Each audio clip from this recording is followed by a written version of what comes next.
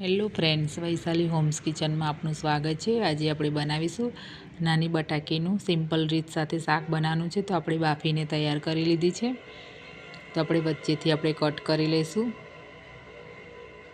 બધી બટાકીને આપણે આ રીતે કટ કરી લેવાની છે।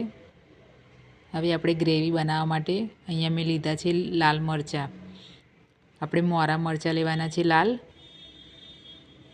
અહીંયા લસણની 2-3 કળી, આદુના ટુકડા અને સિંગદાણાને શેકીને આ રીતે આપણે લઈ લઈશું। એક ટામેટું લઈ લઈશું અને 2 લીલા મરચાં લઈ લેવાના છે।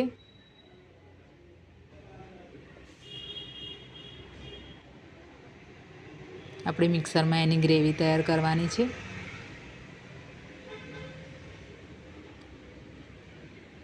એક કપ આપણે પાણી નાખીશું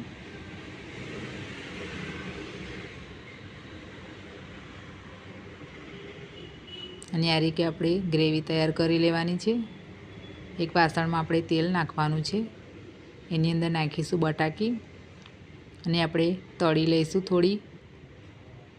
આ રીતે આપણે થોડી હલકો બ્રાઉન રંગ થાય ત્યાં સુધી આપણે તળવાની છે।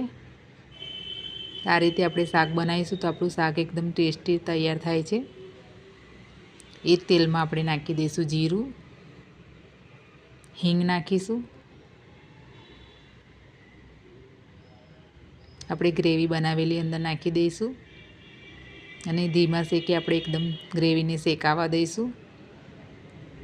આપણી ગ્રેવી તૈયાર થઈ ગઈ છે તો આપણે એની અંદર મસાલા કરી દઈશું। તો મસાલામાં નાખીશું આપણે અડધી ચમચી હળદર, અડધી ચમચી લાલ મરચું, અડધી ચમચી આપણે નાખીશું ધાણા જીરું। બરાબર મિક્સ કરવાનું છે અને સ્વાદ પ્રમાણે આપણે મીઠું નાખી દઈશું।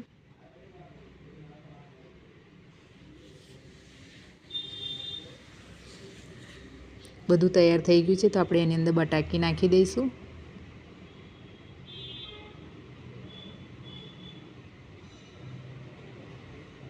અને આપણે અડધો કપ ગરમ પાણી નાખી દઈશું અંદર અને 5 મિનિટ આપણે ઢાંકીને મૂકી દઈશું। તો તમે જોઈ શકો છો તૈયાર થઈ ગયું છે આપણે એકદમ સિમ્પલ ગ્રેવી સાથે।